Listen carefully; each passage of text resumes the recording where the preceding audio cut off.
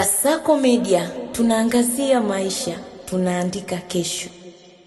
Kuelekea katika fainali za FIFA World Cup 2026, upepo wa soka umeanza kuvuma kwa kasi duniani kote. Majina makubwa kama Cristiano Ronaldo, Lionel Messi yanaendelea kupewa uzito mkubwa, huku kizazi kipya kinachoongozwa na Vinicius Junior na Kylian Mbappe kinaonyesha kuwa tayari kuchukua kijiti na kuandika historia mpya. Katika hatua nyingine inayochanganya burudani na soka, wachezaji hawa wanne wameonekana pamoja katika kampeni inayolenga kusherehekea mchango wao mkubwa ndani ya michezo. Muonekano wao katika mfumo wa ubunifu umeongeza ladha mpya kwa mashabiki, lakini bado kiini kikubwa kimebaki kuwa ushindani wao uwanjani. Ubunifu huo unaonesha hali ya ushindani wa kirafiki kati ya nyota hao, kila mmoja akionekana kutaka kuonesha ubora wake kwa namna ya kiubunifu.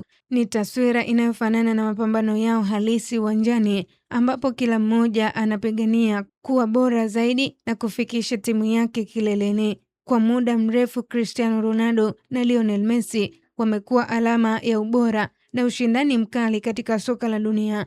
Sasa macho ya wengi yanaelekezwa kwa Kylian Mbappe na Vinicius Junior, ambao wanaonekana kuwa sura ya kizazi kipya chenye kasi, ubunifu na njaa ya mafanikio. Kauli ya Cristiano Ronaldo kuhusu kushiriki kwake katika mradi huu inaonyesha jinsi ambavyo wachezaji wanavyozidi kuwa karibu na mashabiki wao nje ya uwanja. Hata hivyo, kwa mashabiki wengi, jambo muhimu zaidi ni kuona nyota hawa wakifanya yao dimbani, hasa katika mashindano makubwa kama Kombe la Dunia. Kwa ujumla, muonekano huu wa pamoja wachezaji hawa wanne unaashiria mabadiliko ya enzi ndani ya soka la dunia. Kwa ujumla, muonekano huu wa pamoja wa wachezaji hawa wanne unaashiria mabadiliko ya enzi ndani ya soka la dunia, kutoka kwa wakongwe waliotawala kwa miaka mingi hadi kwa vijana waliochipukia kwa kasi, huku dunia ikisubiri kwa hamu mwaka 2026. Swali kubwa linabaki kuwa nani ataibuka kuwa shujaa mpya wa soka duniani?